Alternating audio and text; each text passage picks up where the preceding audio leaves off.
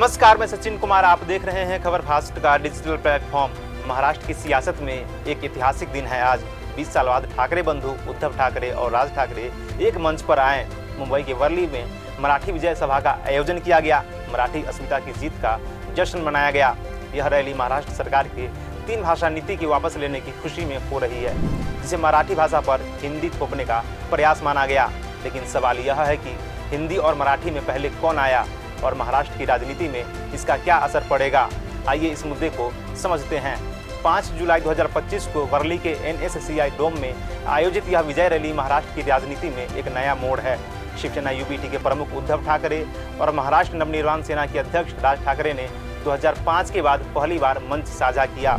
यह रैली महाराष्ट्र सरकार के उस फैसले का उत्सव है जिसमें कक्षा 1 से 5 तक हिंदी को तीसरी भाषा के रूप में अनिवार्य करने के प्रस्ताव को वापस लिया गया। 20 साल पहले 2005 में मलवड उपचुनाव के दौरान दोनों भाई एक साथ दिखाई दिए थे, लेकिन राज ठाकरे ने 2006 में शिवसेना छोड़कर MNS बनाई। तब से दोनों के बीच सियासी और निजी दूरियां बनी हुई थी।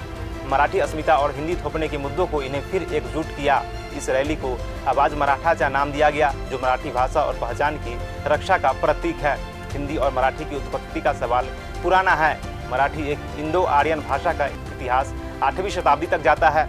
सबसे पुरानी मराठी शिवलालेख 739वीं ईस्वी के है और 13वीं शताब्दी में संत ज्ञानेश्वर ने ज्ञानेश्वरी लिखकर मराठी साहित्य को समृद्ध किया। दूसरी ओर हिंदी की जड़ें 7वीं और 8वीं शताब्दी के अपभ्रंश भाषाओं से मिलती है और इसका आधुनिक रूप में 19वीं शताब्दी में विकसित हुआ। हालांकि दोनों भाषाएं प्राचीन हैं। मराठी का साहित्यिक और सांस्कृतिक इतिहास महाराष्ट्र में गहरा जुड़ा है। हिंदी जो भारत की संपर्क भाषा बनी हुई है, उनको राष्ट्रीय स्तर पर बढ़ावा मिला, लेकिन महाराष्ट्र में मराठी को प्राथमिकता देने की मांग हमेशा रही है। ठाकरे बंधुओं का कहना है कि हिंदी को अनिवार्य करना मराठी अस्मिता पर हमला है।